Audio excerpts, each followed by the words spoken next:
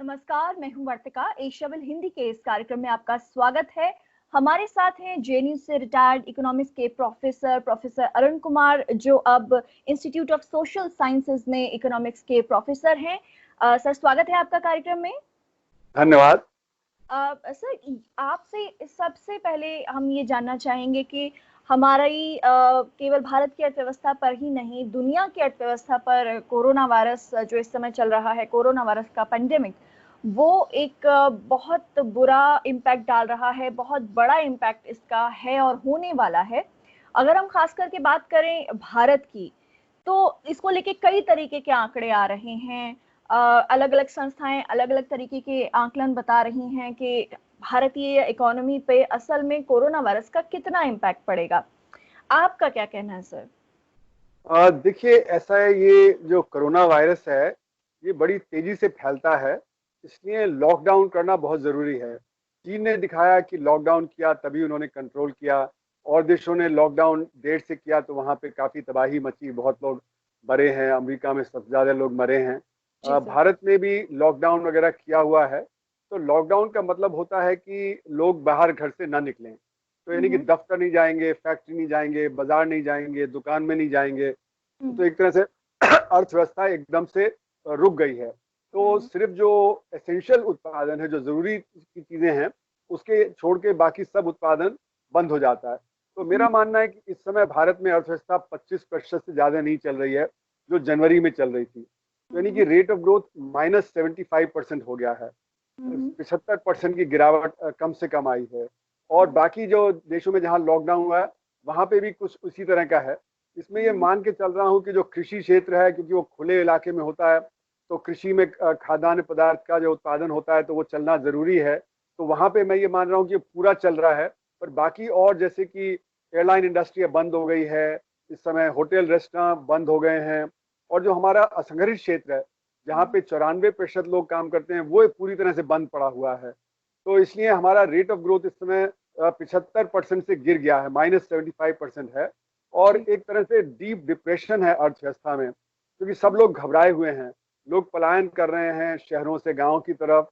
जो भूखे प्यासे 1000 किलोमीटर तक चलने के लिए तैयार हैं, वो अपने बच्चों को कंधे पे लादे हुए, सामान को सिर पे रखे हुए पैदल चल रहे हैं। कई लोगों की मौत भी हो गई है। तो हालत बहुत खराब है, और इसको मैं कहूँगा कि एक वर्ल्ड में डिप्रेशन हो गया है।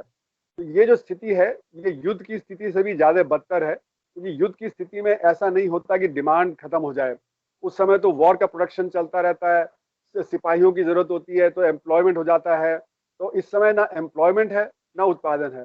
तो डिमांड भी खत्म हो गई है और सप्लाई भी खत्म हो गई है, क्योंकि सारी फैक्ट्री हैं, सारे दफ्तर हैं, सब बंद हैं। तो ये एक यूनिक सिचुएशन है जो पिछले 100 साल में दुनिया में नहीं फेस की थी। और इसीलिए सारी दुनिया में एक मंदी तो है जिसको रिसेशन बोलते हैं, उससे ज़्यादा भयानक है कि डिप्रेशन है। इस डिप्रेशन से उभरने में सालों लग जाते हैं, क्योंकि इसमें सारी की सारी अर्थव्यवस्था ध्वस्त हो जाती है। कंज्यूमर का कॉन्फिडेंस कम हो जाता है, वो अपनी डिमांड कम कर देता है। जैसे कि जब लॉकडाउन जो चालू हुआ, तो उसके 3 दिन के अंदर हमारे घर के सामने जो हमारे रहते हैं एक पड़ोसी, उन्होंने जी। कहा कि हमें पता ही नहीं था कि हमें इतनी कम खरीदारी में हम जो अपना घर का खर्चा चला सकते हैं। हमें मॉल जाने की क्या जरूरत है, रेस्टोरेंट जाने की क्या जरूरत है। तो जी। जब ये जो पैंडेमिक है, जब इससे जो निवारण होगा भी, जी। उस समय भी मुझे लगता है कि लोग जो ज्यादा खरीदारी नहीं करेंगे। जी। अनिश्चितता की स्थिति बनी हुई है। और क्योंकि अर्थव्यवस्था एकदम थम गई है, इन्वेस्टमेंट रुक गया है। तो जी। इन्वेस्टमेंट रुक गया है, कंजम्पशन रुक गया है, एक्सपोर्ट रुक गया है, क्योंकि बाकी बहुत सारे देशों में परेशानी है तो वो इम्पोर्ट नहीं कर रहे हैं, बहुत सारे ऑर्डर कैंसिल हो गए हैं। तो एक्सपोर्ट भी रुका है, कंजम्पशन भी रुका है, इन्वेस्टमेंट भी रुका है। और सरकार की माली हालत बहुत खराब हो गई है। टैक्स कलेक्शन बहुत गिर गया है। जीएसटी का कलेक्शन 10% भी नहीं रह गया इस समय। तो सरकार के पास रिसोर्सेज भी नहीं है कि वो अर्थव्यवस्था में ज्यादा मदद कर सके। और जी। ये हालत बाकी देशों की भी है। अमेरिका में अभी जो खबर आई थी पिछले हफ्ते कि 30 मिलियन यानी 3 करोड़ लोग, उन्होंने जो अप्लाई किया है जो सिक्योरिटी के लिए, उनका जो जॉब खत्म हो गया है। और ये जी। तो वो लोग हैं जिन्होंने अप्लाई किया है, इसके अलावा भी है। तो हमारे यहाँ तो कम से कम 10-15 करोड़ लोगों के जो नौकरी चली गई है, उनके पास काम नहीं है वो। जी और सर। क्योंकि हमारे यहाँ गरीब ज्यादा हैं, उनके पास तो बचत नहीं होती। जो middle class, upper middle class होता है, वो बचत होती है, बचत से लॉकडाउन के लिए जो अपने चीजों को खरीद सकता है। पर जो रोज काम करता है, रोज ये कमाता है, खाता है, उसके लिए बहुत परेशानी है कि उसके जी पास सर। पैसा नहीं है कि वो इसको फेस कर सके। तो ये इस समय हमारे अर्थव्यवस्था की और दुनिया की अर्थव्यवस्था की हालत बहुत ही नाजुक है और इससे निकलना इस समय बहुत ही कठिन होगा। जी सर, अभी अभी हम आपने बताया कि एक तरीके से बड़ा डिप्रेशन है अर्थव्यवस्था में, और एक्सपोर्ट्स के जो ऑर्डर्स थे वो तो बंद हो ही गए हैं। घरेलू मांग जो कि भारतीय अर्थव्यवस्था के लिए हमेशा से एक मजबूत पिलर की तरह बनी रही, चाहे कितनी भी बड़ी बड़ी परेशानियां आई, वो घरेलू मांग भी लॉकडाउन के चलते कहीं ना कहीं काफी हद तक कम हुई है। अ, इस समय आने वाले समय में सर किस तरीके का प्रोजेक्शन देखते हैं आप? कि आईएमएफ कहता है कि लगभग 1.9% की दर से ग्रोथ होगी, और अलग अलग संस्थाएं अलग अलग अपना आकलन बता रही हैं। आपको क्या लगता है सर कि अभी जब हम लॉकडाउन 3 के फेज से गुजर रहे हैं, अभी कुछ कह नहीं सकते कि कब तक ये लॉकडाउन की स्थिति बनी रहेगी? कई आंकड़े इस तरीके के आ रहे हैं जो कहते हैं कि मई और जून में जाके कोरोना वायरस का पीक हमको देखने को मिलेगा। तो अभी से ही जब स्थिति इतनी चरमरा गई है तो आगे क्या हालात होंगे? और खास करके भारत के अगर परिप्रेक्ष्य में देखा जाए तो पिछले साल से ही लगातार जो हमारी ग्रोथ रेट थी वो लगातार कम हो रही थी, और जनवरी में ही हमको ये पता चल गया था कि हम शायद पिछले एक दशक के निचले स्तर पर अर्थव्यवस्था की वृद्धि दर पहुंचने वाली है। और उसके बाद अचानक से ये कोरोना वायरस के चलते जो लॉकडाउन हुआ है, इसने एक बड़ा धक्का इकोनॉमी को पहुंचाया है। अब आगे सर इस वित्तीय वर्ष में आप क्या प्रोजेक्शन देखते हैं? देखिए, जैसे मैंने कहा कि इस समय कंजम्पशन भी गिर गया है और इन्वेस्टमेंट तो करीब करीब इस समय ज़ीरो हो गया है। और अगर आप देखें, एक्सपोर्ट भी खत्म हो गया है और सरकार के पास भी रिसोर्सेज नहीं हैं। तो हम्म। ऐसी स्थिति से निकलने में कई साल लग जाते हैं। हम्म। मेरा मानना है कि अगर बहुत ही ज़्यादा ऑप्टिमिस्टिक स्थिति रही और हम एक साल में उस स्थिति पे पहुंच गए जहां पे कि जनवरी 2020 में थे, हम्म। पैंडेमिक के पहले, तो इस साल हमारी रेट ऑफ ग्रोथ -37.5% होगी। आईएमएफ ने 1.9% किस आधार पे कहा, मुझे लगता है कि वो बिल्कुल ही गलत आधार रहा है, जो भी उनका आधार है, क्योंकि ये जो स्थिति है इसमें अभी तो कोई मतलब सोल्यूशन निकलेगा ही नहीं, क्योंकि इंडस्ट्री भी धीरे धीरे खुलेगी। अगर आप देखें तो जो लोग ने पलायन कर दिया है गांव में, वो उपलब्ध नहीं है, तो इंडस्ट्री भी स्टार्ट नहीं कर पाएगी, कंस्ट्रक्शन में भी शॉर्टेज रहेगा। और क्योंकि एक डर बैठ गया है सबके दिमाग में, तो गांव से जल्दी वापस भी नहीं आएंगे। और लोग जैसे कि रेस्टोरेंट नहीं जाएंगे, लोग मूवी हॉल नहीं जाएंगे, ट्रैवल में नहीं होगा, क्योंकि लोगों को घबराहट होगी कि जो एयर ट्रैवल में होगा तो जी। एयर ट्रैवल भी मेरे ख्याल में आधा भी नहीं शुरू हो पाएगा अगर आप साल भर का पर्सपेक्टिव लेके देखें। उसी जी। तरह रेलवेज है, उसी तरह खरीदारी है, क्योंकि जब अनिश्चितता की स्थिति होती है, जब लोगों की आमदनी नहीं होती है, तो खरीदारी भी रुक जाती है। तो जैसे कि अभी ऑटोमोबाइल इंडस्ट्री ने कहा कि हम खोल के क्या करेंगे, हमारे पास तो जी। अभी कारें बहुत हैं, हमारे मारुति ने पास तो कहा कि कारें। इतने वर्षों में पहली बार एक भी हाँ, कार नहीं बिकी है। नहीं, पर इसका मतलब है कि उनके पास कारें हैं और हम्म। उनके शोरूम अभी खुले नहीं है, तो बिक्री नहीं होगी तो अभी स्टार्ट करके क्या करेंगे? तो बिल्कुल। जब डिमांड ही नहीं होगी तो स्टार्ट, तो जैसे मैंने कहा कि डिमांड भी नहीं है, सप्लाई भी नहीं है, दोनों तरफ से कॉन्स्टेंट है और इससे स्थिति से निकलने में कई वर्ष निकल जाएंगे। पर मैं तो कह रहा हूँ कि अगर बहुत ऑप्टिमिस्टिक हुए और एक साल के अंदर अगर मतलब ये हम जो इससे निकल पाए, तो भी मतलब हमारी रेट ऑफ ग्रोथ -37.5% होगी। और जी। अगर हम मान लें कि जैसे आईएमएफ कह रहा है कि 1.9% का ग्रोथ रेट होगा, तो अगर ये मान लें कि हम 4 महीने में उभर पाए, तो बाकी जो 8 महीने हैं उनमें हमें 16% की जो रेट ऑफ ग्रोथ चाहिए होगा, तब 1.9% का ग्रोथ रेट एवरेज में आएगा साल जी। में। और जी। 16% तो होने का कहीं सवाल ही नहीं, क्योंकि ऐसा किसी भी अर्थव्यवस्था में दुनिया में नहीं हुआ है। और खासकर इतनी बड़ी महामारी के बाद हम ये एक्सपेक्ट करेंगे भारतीय अर्थव्यवस्था 16% की रफ्तार से बढ़ने लगे, तो मेरा मानना है बिल्कुल ही बेबुनियाद है जो आईएमएफ कह रहा है या बाकी फिच रेटिंग कह रहे हैं या बाकी, और उन्होंने कोई अपना जो है कोई ढंग से आंकलन ही नहीं किया। और जी। ये अगर आप देखें तो आईएमएफ अक्सर गलत निकलता है। जैसे कि लहमा ब्रदर जब हुआ था 2008 में, तो उस समय लहमा ब्रदर जब हुआ था तब भी आईएमएफ कह रहा था कि दुनिया की अर्थव्यवस्था कम से कम 1% से बढ़ेगी, जबकि तब तक ये पता लग गया था कि -2% का रेट ऑफ ग्रोथ चल रहा था। तो आईएमएफ हरदम बढ़ा चढ़ा के बताता है, तो इसलिए आईएमएफ के जो आंकड़ों पे कोई विश्वास करना इस समय कोई नहीं विश्वास होता जी। है। जी सर। सर हम जो एक आंकलन कर रहे हैं कि -37.5% का जो आंकलन कर रहे हैं, सर इसके कैलकुलेशन के क्या-क्या पीछे वेरिएबल्स हैं सर? देखिए, सबसे बड़ी बात यह है कि इस समय क्यों -75% का है। तो इस समय कृषि को छोड़ के बाकी और कहीं ज़्यादा उत्पादन नहीं हो रहा। हमारा ट्रेड रुक गया है, ट्रांसपोर्ट रुक गया है, फाइनेंस रुक गया है, गवर्नमेंट सर्विसेज रुक गए हैं। तो नेशनल अकाउंट स्टैटिस्टिक्स होता है, उसमें दिया होता है कि किस-किस सेक्टर का कितना-कितना शेयर होता है अर्थव्यवस्था में। उससे आप आकलन लगा सकते हैं कि सपोज कि सारा का सारा कृषि चल रहा है। हालाँकि कृषि में भी जो खबर आ रही है कि सब्जियाँ और फल सड़ रहे हैं क्योंकि वो मार्केट तक नहीं पहुँच रहे हैं। और जो रूरल मार्केट है वहाँ पे दाम बहुत गिर गए हैं क्योंकि वो जो सप्लाई है वो जो मार्केट में नहीं आ पा रही है। ट्रेड रुका हुआ है, ट्रांसपोर्ट रुका हुआ है, तो कृषि में भी गिरावट है, लेकिन मैं मान रहा हूँ चलिए वो पूरा काम कर रहा है। उसके अलावा मेडिकल सिस्टम काम कर रहा है, मेडिसिन काम कर रहे हैं। वहाँ पे भी रिपोर्ट है कि मेडिसिन भी पूरी तरह से नहीं बन पा रही है क्योंकि सप्लाई चेन रुक गई है। चीन से जो सप्लाई आती थी वो सप्लाई नहीं है। तो मेरा मानना है कि जो अगर आप इस तरह से सेक्टर बाय सेक्टर चलें तो 25% से भी कम उत्पादन इस समय चल रहा है। जी। तो वो लेके अगर आप ये माने कि एक साल में रिकवरी वहां हो जाएगी जहां जनवरी में थी, तो -75 से जीरो हुआ, तो एवरेज मतलब -37.5 पड़ा। जी, जी, तो जी। यानी कि मतलब पिछले साल 200 लाख करोड़ रुपए की अर्थव्यवस्था थी, तो इस हुँ। बार 130 लाख करोड़ की अर्थव्यवस्था रह जाएगी। जी सर। सर यहाँ पे आपसे एक और सवाल जानना चाहेंगे कि अभी भारत जब अमेरिका, इटली या चीन में जब कोरोना वायरस अपने चरम पे था, तब भारत में जो सेंसेक्स का जिस तरीके से डिप आया, अचानक से करीब वो 25,000 के आसपास पहुंच गया।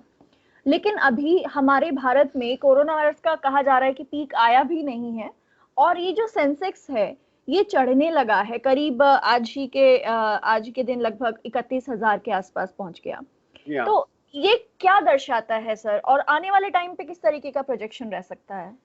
देखिए, अक्सर जो हमारा स्टॉक मार्केट है, उसका कोई अर्थव्यवस्था से डायरेक्ट लेना देना नहीं होता है। हम्म। तो ये मतलब जो शुरू में तो घबराहट में बहुत ज्यादा गिरावट हो गई और हम्म। फिर उसको जो है कुछ रिकवरी की। अभी लोगों को लग रहा है कि जो आईएमएफ कह रहा है 1.9% ग्रोथ रेट है, तो उसको वो समझते हैं कि रिकवरी हो जाएगी। जब ये देखा जाएगा कि रिकवरी नहीं है तो फिर दोबारा गिरेगा। क्योंकि रिकवरी तो धीरे धीरे ही हो सकती है ऐसी स्थिति में जब आज इन्वेस्टमेंट गिर गया है, जब आप कंजम्पशन गिर गया है, एक्सपोर्ट गिर गए हैं, सरकार की क्षमता कम हो गई है। क्योंकि अगर रेट ऑफ ग्रोथ -37.5% होगा तो सरकार का टैक्स कलेक्शन भी -50% हो जाएगा। जो हम्म। पिछले साल था उसका आधा भी ये नहीं कलेक्ट हो पाएगा। तो सरकार की क्षमता अपनी जब जब इन्वेस्टमेंट करने की, अपने जब रिलीफ देने की, वो जी। क्षमता भी बहुत कम हो गई है। और इसीलिए जी। स्टेट इस समय कह रहे हैं कि हमारे पास तो पैसा ही नहीं बचा है, हम तो तनख्वाह भी नहीं दे पाएंगे इस समय जो हम्म। हालत है। फिर जीएसटी में कलेक्शन 10% भी नहीं है। और जो उनका सबसे ज्यादा कलेक्शन होता था लिकर से होता था और जो पेट्रोलियम गुड्स से, पेट्रोलियम गुड्स का सेल बेतहाशा गिर गया है। इसीलिए पेट्रोलियम के गुड्स के दाम भी दुनिया में गिर गए हैं। और जो लिकर का सेल जो गिरा हुआ है, अब जब लोगों के हाथ में पैसा नहीं होगा तो लिकर का सेल भी पिकअप नहीं करेगा। तो जो स्टेट्स के रिसोर्सेज हैं वो भी गिर गए हैं, सेंटर के रिसोर्सेज हैं वो गिर गए, इसलिए सेंटर ट्रांसफर नहीं कर पा रहा स्टेट्स को। तो इस समय कुल मिला के जो स्थिति ऐसी है कि जब ये स्थिति धीरे धीरे सामने आएगी तो दोबारा स्टॉक मार्केट गिरेगा। तो इसलिए जी। मैं कह रहा हूँ कि स्टॉक मार्केट तो एक्सपेक्टेशन पे निर्भर करता है। अगर ये सारा समय ये खबर फैलाई जा रही है कि अर्थव्यवस्था जल्दी रिकवर करेगी, वी शेप रिकवरी होगी, मेरा हम्म। मानना है ये बहुत ही शैलो यू शेप रिकवरी होगी, जिसमें जी। कि बहुत धीरे धीरे, क्योंकि अभी तो जैसे बात चल रही है कि होटल्स नहीं खुलेंगे, रेस्टोरेंट नहीं खुलेंगे, ट्रैवल नहीं खुलेगा, और वो तो महीनों तक नहीं होगा क्योंकि वो जी। तो फिजिकल डिस्टेंसिंग आपको रखना पड़ेगा। तो फिजिकल डिस्टेंसिंग के चलते हुए मॉल में भी जो लोग ज्यादा नहीं जाएंगे। और जब घबराहट है तो जिसको कहते हैं कंज्यूमर कॉन्फिडेंस, हमारे देश का कंज्यूमर कॉन्फिडेंस तो आरबीआई के मुताबिक पहले ही गिरा हुआ था और वो और बेतहाशा गिर जाएगा। और जी। जो इन्वेस्टर सेंटिमेंट है, जिसको बिजनेस कॉन्फिडेंस बोलते हैं, वो गिरा हुआ है। वो जो जैसे कि हमारी कैपेसिटी यूटिलाइजेशन थी, जो आरबीआई के आंकड़े थे वो दिखा रहे थे कि 70% से कम था पिछले साल ही ऑलरेडी। अब तो वो मेरे ख्याल में 70% से गिर के 10% रह गया होगा कैपेसिटी यूटिलाइजेशन। तो 10% कैपेसिटी यूटिलाइजेशन पे इन्वेस्टमेंट की करने की कोई वो होगा ही नहीं। तो इसलिए इस समय ना इन्वेस्टमेंट होगा ना कंजम्पशन होगा, तो ये जो अर्थव्यवस्था है इसमें जब गिरावट का असली रूप पता लगेगा लोगों को, तो ये स्टॉक मार्केट फिर गिर जाएगा। तो जी। ये स्टॉक मार्केट तो एक्सपेक्टेशन पे और स्पेकुलेशन होता है। जी। सर यहाँ पे आपने जिक्र किया वी शेप रिकवरी और यू शेप रिकवरी का। हम चाहते हैं सर हमारे दर्शकों को इस बारे में थोड़ा और विस्तार से बताइए सर। देखिए, वी शेप रिकवरी को कहते हैं कि जिस तेजी से गिरावट हुई, उसी तेजी से अर्थव्यवस्था दोबारा उठ जाएगी। और यू शेप रिकवरी का मतलब है कि उतनी तेजी से नहीं होगी, वो धीरे धीरे चलेगी और बहुत ज्यादा बाद में उठना शुरू करेगी। तो मेरा मानना है कि वी शेप रिकवरी का बिल्कुल कोई इस समय चांस नहीं है, क्योंकि इस समय तो बहुत सारी एक्टिविटीज तो हो ही नहीं रही हैं, और जो खुल भी रहा है वहां पे बहुत धीरे धीरे खुल रहा है। तो जी वी शेप रिकवरी में तो तुरंत सारा सब कुछ खुल जाना चाहिए। पर जी। जैसे मैंने कहा कि ना अभी ऑटोमोबाइल सेक्टर ज्यादा काम करेगा, ना एयरलाइंस इंडस्ट्री ज्यादा काम करेगी, ना ही जी जो लोग पलायन कर गए गांव में वो वापस आएंगे, तो असंगठित क्षेत्र भी काम नहीं कर पाएगा। और जितना जो मतलब असंगठित क्षेत्र है उसमें 30% उत्पादन होता है, वहां तो पूरा 100% बंद है। और जो कृषि है वहां पे भी परेशानी है। तो कुल मिला के मेरा मानना है कि इस समय वी शेप रिकवरी का बिल्कुल कोई चांस नहीं है, क्योंकि अर्थव्यवस्था दोबारा उस तरह से नहीं उठ सकती जिस तरह से गिरी थी। जी। वो धीरे धीरे ही होगी और उसमें कई साल लगेंगे। पर मैं तो मानता हूं कि अगर बहुत ही ऑप्टिमिस्टिक हुआ तो साल तो लग ही जाएगा। और हम्म। अब वो कॉन्फेडरेशन ऑफ इंडियन इंडस्ट्री का भी जो रिपोर्ट कल आई है, उसमें भी उन्होंने यही कहा है कि साल भर लगेगा रिकवरी के लिए। जी सर, एक चीज और आपसे यहाँ पे जानना चाहेंगे कि अ, जैसे पहले चीन में कोरोना वायरस का पीक आया, लेकिन अब चीन की इकोनॉमी संभलना शुरू हो गई है। फिर अमेरिका में कोरोना वायरस का भी पीक आया, और फिर जब वहां पे पीक पहले आया है तो वहां रिकवरी भी पहले आएगी। तो जब इन दो बड़े देशों में रिकवरी पहले भारत से आ जाएगी, और भारत में कह रहे हैं कि मई जून और शायद हो सकता है कि आने वाले कुछ और महीनों तक कोरोना वायरस के कारण बार बार लॉकडाउन या फिर आर्थिक गतिविधियों में स्लो डाउन बना रहे। तो जो इन्वेस्टमेंट आपकी आपने बात कही, क्या ऐसा हो सकता है कि जिन देशों में जिन पहले रिकवरी आ जाए, जिन बड़ी अर्थव्यवस्थाओं में पहले रिकवरी आ जाए, वहां से बड़ी मात्रा में इंडिया में इन्वेस्टमेंट चालू हो जाए? क्या ऐसा हो सकता है? देखिए, ये गलत फहमी फैलाई जा रही है कि चीन से इंडस्ट्री भारत आ जाएगी, क्योंकि इस समय बहुत ज्यादा वेस्ट में परेशानी है। वो चाहते हैं सप्लाई चेन को डाइवर्सिफाई किया जाए। इंडस्ट्री चीन से निकल के वियतनाम वगैरह पहले ही जा रही थी, पर भारत में नहीं आ रही थी, है ना। हम्म। अच्छा, तो ये है कि चीन में भी अभी -7% का ग्रोथ रेट है, उनकी भी रिकवरी नहीं हुई है। वहां पे भी रिकवरी धीरे धीरे ही होगी।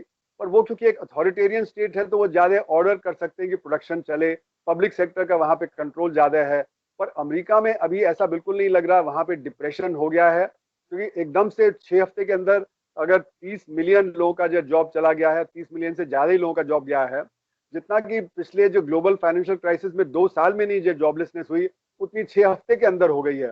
तो वहां पे बहुत ज्यादा परेशानी है। आप देख रहे हैं लंबी लंबी लाइनें हैं, जो वहां पे जो खाना पीना जहाँ पे बट रहा है, वहां पे लंबी लंबी लाइनें लगी हैं, 4-4, 5-5 किलोमीटर लंबी कारों की लाइन, खाना इकट्ठा करने के लिए। तो अमेरिका में भी एक डिप्रेशन है। हम्म। डिप्रेशन की स्थिति में कोई इन्वेस्टमेंट नहीं करता है, इन्वेस्टमेंट बहुत कम होता है। तो अभी ये सोचना कि चीन से इंडस्ट्री शिफ्ट करेगी तो उनको कॉस्ट होगा, उनको वो कॉस्ट बेयर नहीं कर सकते हैं। इस समय मेरा मानना है कि कोई इंडस्ट्री अभी शिफ्ट नहीं करेगी, चाहे हम अभी सरकार के तरफ पे कुछ भी कहें, पर इंडस्ट्री अभी शिफ्ट नहीं करेगी चीन से जब तक कि अर्थव्यवस्था संभलने ना लगे। और जो होगा भी वो बहुत थोड़ा इन्वेस्टमेंट होगा। हमारी अर्थव्यवस्था में करीब 30% जो जीडीपी का इन्वेस्टमेंट होता है, और जो फॉरेन इन्वेस्टमेंट है वो 5% से भी कम होता है।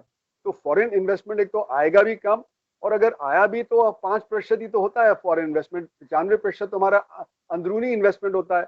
वो हम्म। अगर नहीं संभला तो फिर जब स्थिति यहाँ संभलने में नहीं आएगी। तो मेरा मानना है कि इस पे निर्भर हमें नहीं होना चाहिए कि बाहर जी से इन्वेस्टमेंट आएगा या बहुत इन्वेस्टमेंट आएगा, क्योंकि अभी कोई दुनिया में कहीं इन्वेस्टमेंट ज्यादा नहीं होने वाला है। तो इस सब जगह एक डिप्रेशन की स्थिति रहेगी।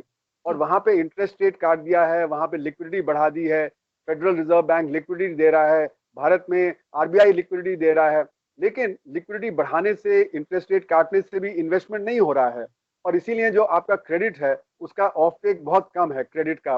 बैंकों के पास सरप्लस लिक्विडिटी है, वो 7 लाख करोड़ रुपया रोज मतलब आरबीआई में डिपॉजिट कर रहे हैं। आरबीआई कह रहा है कि आप लोन दीजिए, वो कहते हैं कि जब लोन लेने वाले नहीं है तो हम लोन किसको दें। तो वो हम्म। आरबीआई में डिपॉजिट कर रहे हैं, जिससे कि कुछ उनको वहां से ब्याज मिलता रहे। तो जी इस समय क्योंकि ना इन्वेस्टमेंट हो रहा है ना प्रोडक्शन हो रहा है, तो इसलिए क्रेडिट की डिमांड नहीं है। और जब क्रेडिट की डिमांड नहीं है तो आप फिर जो स्टिमुलस भी नहीं दे सकते, क्योंकि जब इंडस्ट्री बंद है तो स्टिमुलस देके आप क्या करेंगे। जी। इंटरेस्ट रेट काट दीजिए पर इन्वेस्टमेंट नहीं होगा, लिक्विडिटी बढ़ा दीजिए पर इन्वेस्टमेंट नहीं होगा, प्रोडक्शन नहीं होगा। तो जब तक ये इंडस्ट्री और ये सब नहीं खुलता, तब तक आप स्टिमुलस देंगे भी तो उसका काम नहीं आएगा। जी सवाल ये उठता है कि आप जो कब से ये इंडस्ट्री खोल सकते हैं। देखिए, लॉकडाउन का मकसद क्या होता है? लॉकडाउन का मकसद ये नहीं है कि वो आपका जो कोरोना वायरस को खत्म कर देगा, पर उसका स्प्रेड रोक देगा। आपको कुछ समय मुहैया हो जाएगा जिससे कि आप अपनी मेडिकल फैसिलिटीज बढ़ा पाएं, और जिससे कि जो बाकी जो परेशानी जो कोरोना वायरस से है, उसमें कुछ समय आपको मिल जाए अपने को संभालने के लिए। पर जी इसका ये भी मतलब है कि अर्थव्यवस्था एकदम ठप हो जाती है। अगर आपने बहुत जल्दी खोल दिया तो सेकेंड राउंड हो जाएगा, जो कि अमेरिका में भी जो फाउची वगैरह जो हैं, वहाँ के जो एक्सपर्ट जो एपिडेमियोलॉजिस्ट हैं, वो जी कह रहे हैं कि बहुत जल्दी नहीं खोलना चाहिए। बहुत सारे एक्सपर्ट्स ने कहा कम से कम 10 हफ्ते का जो लॉकडाउन होना चाहिए। जैसे चीन में किया, वुहान वगैरह में 3 महीने का उन्होंने करीब करीब लॉकडाउन किया।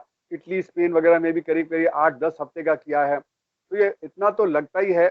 और हमारे यहाँ क्योंकि टेस्टिंग नहीं है, भारत में टेस्टिंग बहुत कम है। इतनी बड़ी पॉपुलेशन में जब टेस्टिंग होगी तो बहुत सारे लोग कोरोना वायरस के पाए जाएंगे। जैसे कि अभी जो कई जो सिख कम्युनिटी के लोग हैं, वो नांदेड़ से वापस पंजाब गए, तो वहां पे कई हजार लोग जब गए तो कई 100 लोगों को पाया गया कि उनको कोरोना वायरस है। उसी तरह दिल्ली में आपने देखा, क्योंकि लोग बड़े कंजेस्टेड एरियाज में रहते हैं, वहां पे पूरी की पूरी बिल्डिंग में कई 30 लोग, 40 लोग, 50 लोगों को जो कोरोना वायरस निकलता है। तो अगर एक को हो गया तो सबको हो जाएगा, क्योंकि एक कमरे में 5 लोग रहते हैं, 10 लोग जी रहते हैं। वहीं पे वो खाना पीना है, वहीं पे 24 घंटे उनको रहना है। और वो बाहर निकलेंगे क्योंकि वहां से सामान खरीदना है, तो जैसे ही सामान खरीदने निकलेंगे वो कोरोना वायरस पकड़ लेगा और वो फिर सारी बिल्डिंग में फैल जाएगा। तो भारत में हमारी स्थिति बहुत नाजुक है। अभी हमारे केसेस कम इसलिए हैं क्योंकि टेस्टिंग नहीं है। जैसे जैसे टेस्टिंग बढ़ रही है, सब जगह नए नए केसेस पाए जा रहे हैं, है ना। तो इसलिए हमें लॉकडाउन लंबा करना पड़ेगा। और लॉकडाउन को सक्सेसफुल बनाने के लिए 2-3 चीजें करनी जरूरी हैं, जो अभी तक हुई नहीं है। सबसे पहली बात है कि जो कंजेस्टेड एरिया है, जैसे धारवी है, जो स्लम्स जी हैं, वहां से लोगों को डीकंजेस्ट किया जाए। कम से कम 1/3 लोगों को निकाल के स्कूल की बिल्डिंग में रखा जाए, पार्क में जो टेंट की कॉलोनी बना दी जाए, जिससे कि कोई सोशल डिस्टेंसिंग हो पाए। दूसरा, जो गांव जाना चाहते हैं उनको टेस्ट करके गांव भेजा जाए, जो कि अब शुरू किया है। तीसरा, जो जहाँ पे है उसको खाने पीने की चीजें और एसेंशियल मुहैया हो, साबुन हो। साफ पानी नहीं है लोगों के पास, तो जो वो कैसे जो अपना हाइजीन का रखेंगे। फिर जी उनको जो खाने पीने की चीजें मुहैया की जाए। अपनी हेल्थ फैसिलिटी को तुरंत बढ़ाया जाए।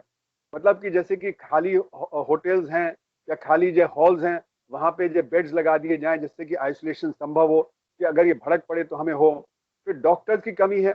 प्राइवेट हॉस्पिटल हैं, वो आजकल जो पेशेंट्स को ले नहीं रहे हैं, तो प्राइवेट हॉस्पिटल को भी पब्लिक सेक्टर में लाना पड़ेगा, जिससे कि वहाँ पे भी ये पूर्ति की जाए, जैसे कि स्पेन में किया गया।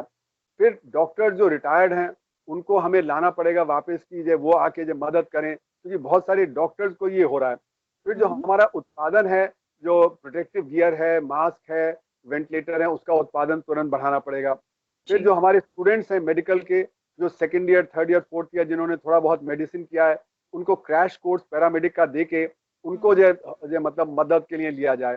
तो ये सारी चीजें जरूरी हैं, जब नहीं तो लॉकडाउन सक्सेसफुल नहीं होगा और दोबारा फिर लॉकडाउन करना पड़ेगा, और सेकेंड लॉकडाउन ज्यादा पेनफुल होगा। जी तो इसलिए जी मेरा मानना है कि लॉकडाउन धीरे धीरे उठाना चाहिए, पूरी तैयारी करनी चाहिए।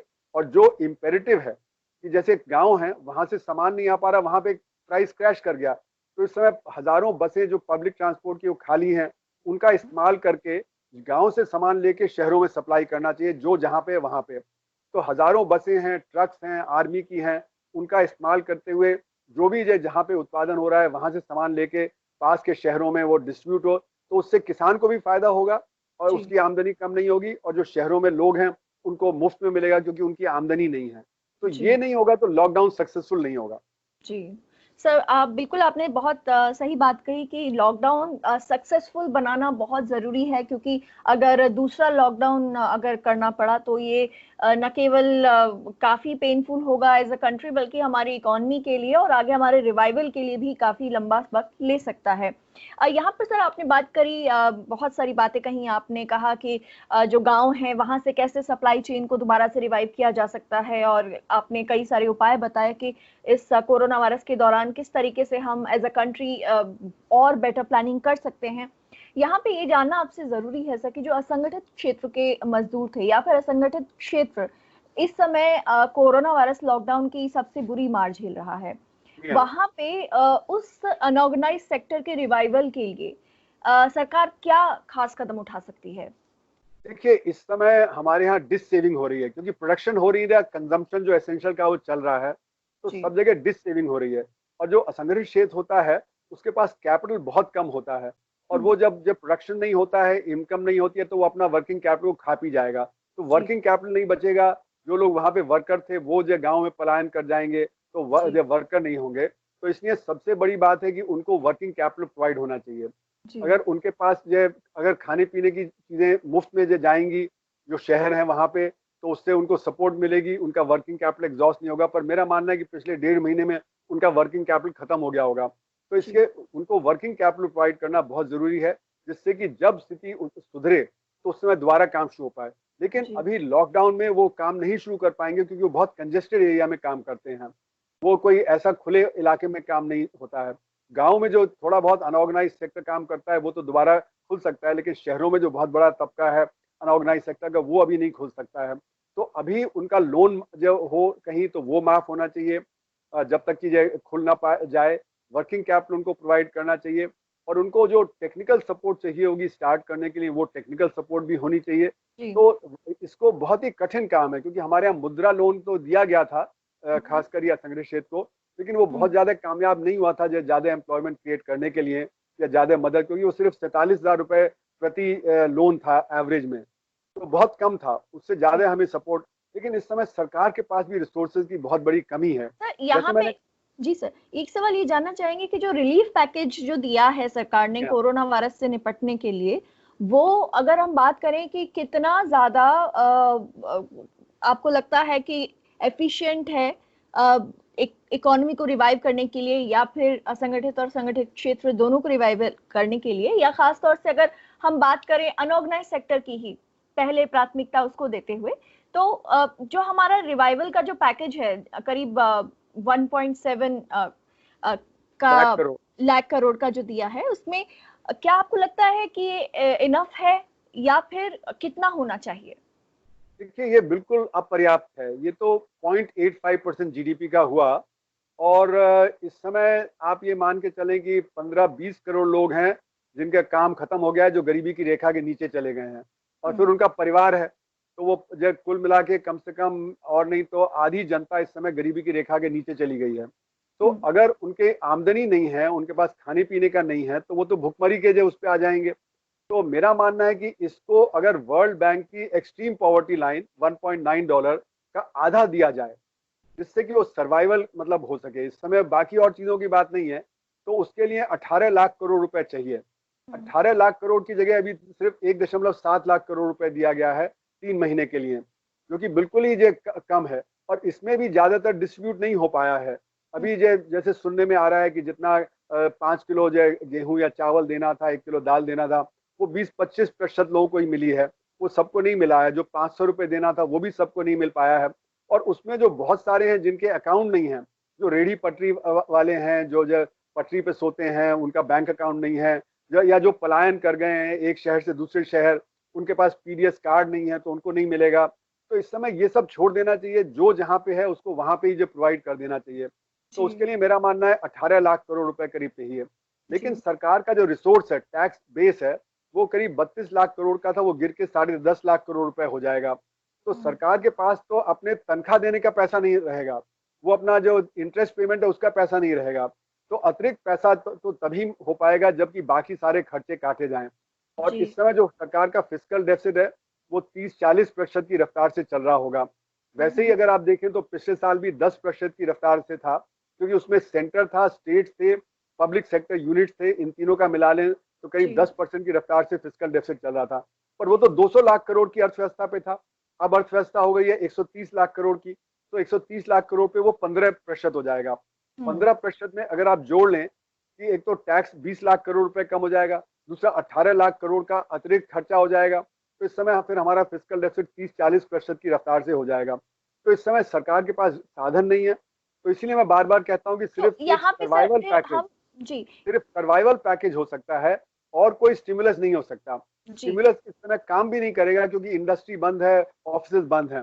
तो जी, सर्वाइवल पैकेज में जैसे मैंने कहा कि लोगों को डी कंजेस्ट करना, लोगों को खाना पीना असली जी, देना, मेडिकल फैसिलिटी देना, जैसे टेस्टिंग है वो मुफ्त कर देनी चाहिए।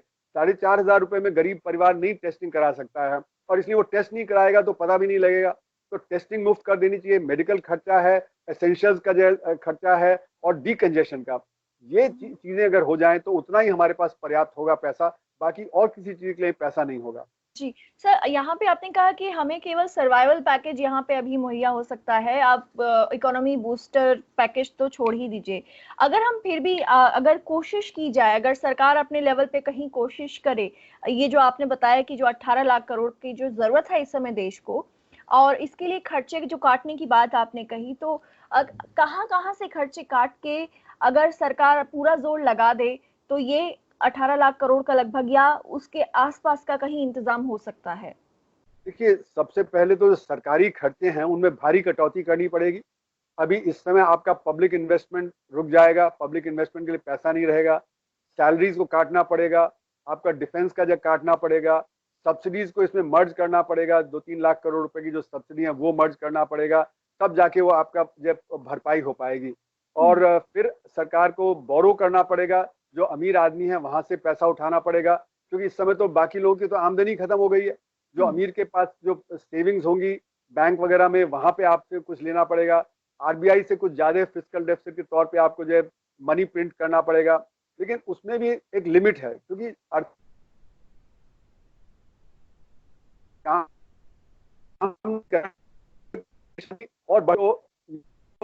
रिसोर्स है वो तो तभी आप ले सकते हैं जबकि अर्थव्यवस्था में प्रोडक्शन जारी रहे। अगर अर्थव्यवस्था का प्रोडक्शन ही गिरा हुआ है 30-40%, तो इसलिए बहुत ज्यादा ना आपका टैक्स में आएगा, ना डायरेक्ट टैक्स में आएगा, ना इनडायरेक्ट टैक्स में आएगा। तो मेरा मानना है जैसे कि 32 लाख करोड़ रुपया जो सेंटर और स्टेट्स टैक्स उठाते थे, तो वो गिर के मेरे ख्याल में 10 लाख करोड़ रुपया रह जाएगा। जी जी। तो यहाँ पे सर आपसे अगला सवाल ये कि जो हाईली रिच लोग हैं, ऐसा कहा जा रहा है कि सरकार को इस समय जो वेल्थ टैक्स सरकार ने खत्म किया था वो वेल्थ टैक्स दोबारा से लाना चाहिए, और जो हाईली रिच कैटेगरी में जो लोग आते हैं उन पे ज्यादा टैक्स लगाना चाहिए। लेकिन सरकार ने इस समय इस मामले पर पूरी चुप्पी साधी हुई है। क्या स्ट्रैटेजी सरकार की हो सकती है इस समय हाईली रिच जो इंडस्ट्रियलिस्ट हैं या बड़े बड़े कॉर्पोरेट्स हैं उन पर अतिरिक्त कर ना लगाने की, क्या वजह हो सकती है? देखिए, ऐसा है कि इस समय बिजनेसेस बहुत बड़े लेवल पे फेल कर रहे हैं, खासकर जो हाईली लीवरेज फर्म्स हैं, फाइनेंशियल फर्म्स हैं, बाकी जो बिजनेसेस हैं वो सब फेल कर रहे हैं, क्योंकि उनका जो इंटरेस्ट बर्डन तो बढ़ गया है। उनकी आमदनी है नहीं तो वो इंटरेस्ट पे नहीं कर सकते, लोन रीपे नहीं कर सकते, बैंकों के एनपीए बहुत बढ़ जाएंगे। और आपका जो जैसे स्टॉक मार्केट है वो गिर गया 42,000 से इस समय 31,000 है, और मेरा मानना है कि वो फिर दोबारा गिरेगा। तो जो वेल्थ है वो कम हो गई है लोगों की, और जो रियल एस्टेट है वो भी कम हो जाएगा बहुत दाम, क्योंकि बहुत सारे बिजनेस जो फेल करेंगे तो रेंट जो है वो नहीं आ पाएगा, और जो मतलब जो प्रॉपर्टी है वो खाली हो जाएगी, वो मार्केट में आएगी तो वहां पे बिकेगी नहीं, क्योंकि लोगों के पास पैसा नहीं होगा। तो मेरा मानना है कि वेल्थ भी बहुत बड़े लेवल पे गिर जाएगी। तो वेल्थ टैक्स आप लगाएं, और थोड़ा मॉडरेट आप लगा दें, और लेकिन वेल्थ टैक्स से भी अगर आप एक्सपेक्ट कर रहे हैं कि बहुत कुछ मिलेगा तो वहां पे भी नहीं मिलेगा। इस समय कोई ऑप्शन नहीं है कि आप जितना आरबीआई से जो ले सके फिस्कल डेफिसिट मोनेटाइज करके वो थोड़ा ले लें, जो थोड़ा वेल्थ टैक्स से ले लें, और जो आप जो लोगों को एक मतलब कोरोना का एक बॉन्ड फ्लोट करें कि जिसके पास भी स्पेयर पैसा है वो उसमें डिपॉजिट कर दे, क्योंकि सबको ये परेशानी होगी कि कहीं बैंक न फेल कर जाए, फाइनेंशियल सेक्टर में फेलियर काफी हो सकता है, एनपीए काफी बढ़ सकते हैं।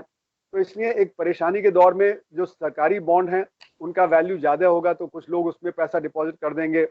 तो इस तरह से सरकार को कोशिश करके पैसा इधर उधर से उठाना पड़ेगा, नहीं तो इस समय हालत बहुत खराब हो जाएगी। जी सर, आपने यहाँ पे बात की आरबीआई की, तो आरबीआई से किस तरीके की मदद इस समय सरकार को मिल सकती है, और क्या आरबीआई खुद अभी इस स्थिति में है? क्योंकि पिछले साल ही आरबीआई ने अतिरिक्त मदद की थी सरकार की, और वो अलग मदद थी। वहां पे क्या है कि आरबीआई के रिजर्व होते हैं, आरबीआई के रिजर्व जो होते हैं वो रिजर्व में से पैसा लिया गया था।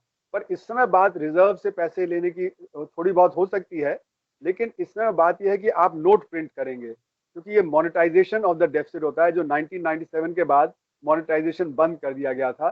तो डायरेक्ट मोनेटाइजेशन नहीं होता था, इनडायरेक्ट होता था। इस बार आपको डायरेक्ट मोनेटाइजेशन करना पड़ेगा, आरबीआई को नोट प्रिंट करके सरकार को देने पड़ेंगे, सरकार बॉन्ड उनको देगी, उसके एवज में वो पैसा देंगे और उस पैसे से फिर चीजें खरीदी जाएंगी, जैसे कि खाद्यान्न पदार्थ हैं उनको गांव से खरीद के शहरों में लाना, मेडिसिन को और मेडिकल सिस्टम को इम्प्रूव करने के लिए उसके लिए करना, इस सब के लिए पैसा आरबीआई से लिया जा सकता है और वो भी एक लिमिटेड वे में हो सकता है। वो भी कोई ऐसा नहीं कि आप बेतहाशा, मतलब जो जीडीपी का है तो आप जो 10-20 लाख करोड़ रुपया अतिरिक्त ले पाएंगे। वो भी एक लिमिटेड वे में 1.5-2 लाख करोड़ रुपया, 2.5 लाख 3 लाख करोड़ रुपया, कुछ इस तरह से आप ले सकते हैं।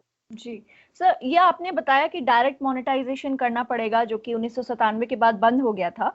तो एक अगर हम बात बताना चाहें अपने दर्शकों को बहुत ही संक्षेप में कि क्यों बंद किया गया था और डायरेक्ट मोनेटाइजेशन की लिमिट क्यों है, इसको अगर हम समझना चाहें।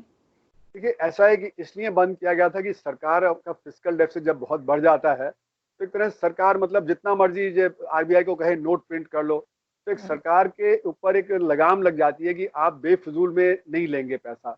आप जो भी लेंगे वो मार्केट के डिसिप्लिन में मार्केट से लेंगे, मार्केट से बोरो करेंगे और आरबीआई वहां से फिर बॉन्ड ले सकता है।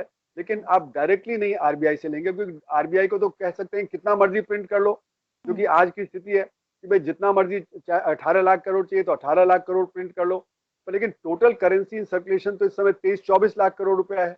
अगर 18 लाख करोड़ रुपया आपने प्रिंट कर दिया तो करेंसी इन सर्कुलेशन बहुत ज्यादा बढ़ जाएगा अर्थव्यवस्था में। तो इसलिए मेरा मानना है कि एक लिमिटेड वे में ही, क्योंकि इस समय रिसोर्स बेस हमारी अर्थव्यवस्था की ठीक नहीं है, तो 1.5-2-2.5 लाख करोड़ रुपया जो इस समय जो फिस्कल डेफिसिट है वो अपना आरबीआई से आप कर सकते हैं। पर अगर बहुत ज्यादा आप करेंगे तो उसका बाद में खामियाजा उठाना पड़ता है। तो इसीलिए एक लिमिटेड वे में, जिससे कि करेंसी इन सर्कुलेशन बहुत ज्यादा ना बढ़े। और बाकी जैसे मैं कह रहा हूँ कि और जो सोर्सेज हैं कि आप बॉन्ड फ्लोट करें, जो बैंक हैं, बैंक के पास एक्स्ट्रा लिक्विडिटी है तो बैंक वो जो करें, ना कि आरबीआई में डिपॉजिट करें। फिर जो अमीर लोग हैं वो भी देखेंगे कि उनका बैंक में इंटरेस्ट रेट कम होता चला जा रहा है, तो वहां पे वो सरकार को जो है अगर लेंड करेंगे तो उसमें ज्यादा रिलायबिलिटी है।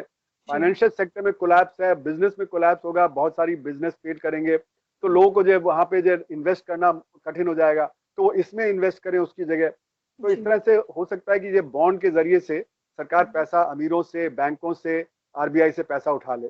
जी सर, अगला सवाल यहाँ पे ये रहेगा कि जो हमारा पिछले साल जो एक टारगेट था, प्रधानमंत्री नरेंद्र मोदी ने भी कहा था कि हम 5 अरब की इकोनॉमी बनाएंगे। तो पहले जब हमारी बात हुई थी तो $5 हाँ, ट्रिलियन जी आता है। जी जी, $5 ट्रिलियन की हाँ, इकोनॉमी जो बनाएंगे, $5 ट्रिलियन की। तो ये कितना आपको लगता है कि अब उस सपने का क्या होगा? देखिए, वो तो एक सपना ही था, वो तो पहले भी नहीं होने वाला था। $5 ट्रिलियन की अर्थव्यवस्था, जिस रफ्तार से हमारी अर्थव्यवस्था चल रही थी, तो वो तो 10 साल लगना था, वो 5 साल में तो होने वाला नहीं था, है ना। पर एक टारगेट था, तो टारगेट तो आप बना सकते हैं, लेकिन इस समय जब जो अर्थव्यवस्था उल्टी दिशा में जा रही है, वो गिर रही है, तो इस समय तो $5 ट्रिलियन का मतलब बात ही नहीं करनी चाहिए, तो एक डाइवर्जनरी टैक्टिक हो जाएगी जी अगर जी हम $5 ट्रिलियन की बात करें। अभी तो हमें अपनी अर्थव्यवस्था को संभालना है, अर्थव्यवस्था तो कोलैप्स पे है ना। जब सारा फैक्ट्री बंद है, दफ्तर बंद है, सड़कों पे कोई गाड़ियां नहीं चल रही हैं, तो ये लग रहा है कि अर्थव्यवस्था तो एकदम ठप पड़ी हुई है। उस स्थिति से हम $5 ट्रिलियन की बात करें या हम बात करें कि बहुत सारा फॉरेन एक्सचेंज आ जाएगा, कि बहुत ज्यादा फॉरेन इन्वेस्टमेंट, ये सब कुछ नहीं होने वाला है। हमें बहुत रियलिस्टिकली चलना पड़ेगा, ना तो ऑप्टिमिस्टिक ना पेसिमिस्टिक। हमें रियलिज्म चाहिए कि आज क्या स्थिति है, उस स्थिति में क्या हो सकता है, जी उसी संभावना के हिसाब से चलना चाहिए। तो ये सब बातें जो $5 ट्रिलियन की है या फॉरेन इन्वेस्टमेंट की है, इसको बात के लिए छोड़ देना चाहिए, अभी तो इस पर चर्चा ही नहीं करनी चाहिए। जी सर, आखिरी सवाल आज का हमारा ये रहेगा कि जो हमारा पीएम केयर फंड है, उसमें कई सारे पब्लिक सेक्टर कंपनीज ने काफी बड़ा बड़ा अमाउंट दिया है, कई 100 करोड़ भी दिए हैं। तो ये हमारा जो पब्लिक सेक्टर भी फिलहाल जो इंफ्रास्ट्रक्चर है, जो अभी ऑलरेडी प्रेशराइज्ड है, और उसमें अभी हालत ये है कि जो वहाँ कॉन्ट्रैक्ट पे काम कर रहे थे लोग, उनको निकाला जा रहा है या उनकी से वेतन काटे जा रहे हैं। ऐसी स्थिति में पीएम केयर फंड में इतने बड़े अमाउंट में पैसा जमा करना, जो कि कैग के निरीक्षण के अंतर्गत भी नहीं आता है, कितनी सही स्ट्रैटेजी आपको लगती है? देखिए, इस समय सरकार की हालत बहुत खराब है। सरकार को पैसा हर जगह से चाहिए। जहां जहां पब्लिक सेक्टर में रिजर्व्स हैं, या जैसे प्राइवेट सेक्टर है वहां पे रिजर्व्स हैं, तो वो अब इस समय सब डिससेव कर रहे हैं क्योंकि प्रोडक्शन हो नहीं रहा है, उनके कॉस्ट हैं, तो सेविंग तो जो ये रिजर्व्स घटते चले जाएंगे। तो उसमें से थोड़ा बहुत अगर कंट्रीब्यूट होगा तो थोड़ा बहुत, लेकिन वो पीएम जो रिलीफ फंड में होना चाहिए था, ना कि एक नया जो फंड क्रिएट किया गया है जिसमें ऑडिटिंग भी नहीं होगी। तो बात जैसे तो वही रेलवे ने 151 करोड़ लगभग दिया, और रेलवे के पास अभी खुद बताते हैं कि, और रेलवे फिर अब जाके मजदूर जो जाना चाहते हैं अपने घर उनसे टिकट के पैसे ले रहा है, हालत ये है। तो कितना सही लगता है आपको ये?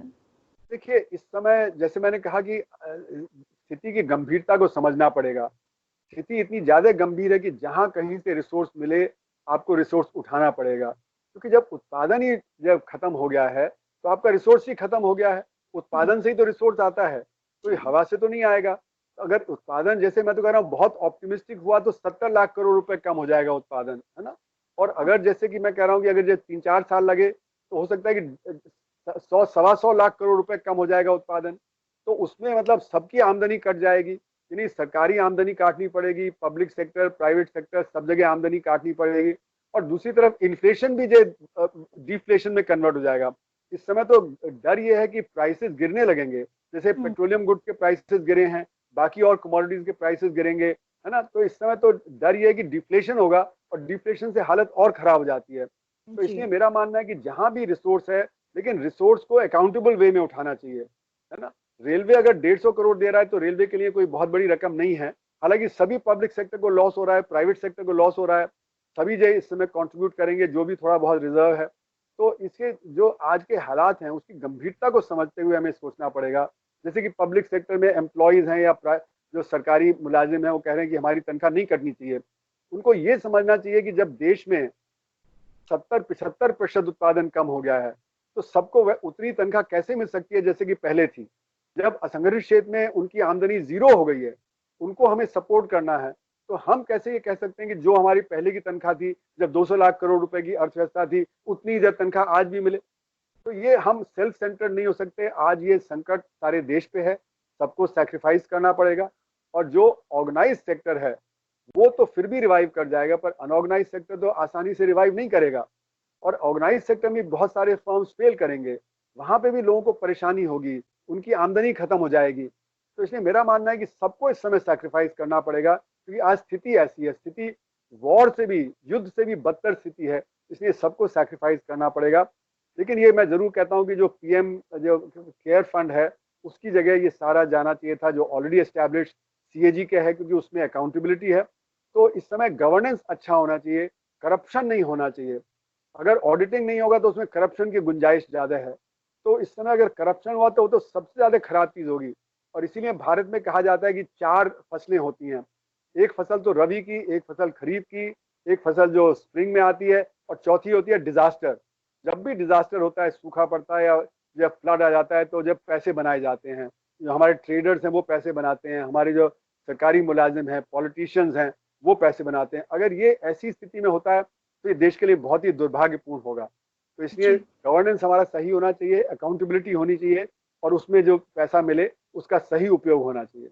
जी, प्रोफेसर अरुण, आज हमसे बात करने के लिए, अपना समय देने के लिए आपका बहुत बहुत धन्यवाद। और आपने जो आखिरी में जो बात कही, बहुत इम्पोर्टेंट बात की, ऐसे टाइम पे जब देश एक डिजास्टर से गुजर रहा है, पेंडेमिक का वक्त है, ऐसे समय गवर्नेंस अगर ठीक नहीं होगी, अगर फाइनेंशियल अकाउंटेबिलिटी नहीं होगी, तो ये हमारे जो क्राइसिस है देश के सामने उसको कई गुना और बढ़ा सकता है।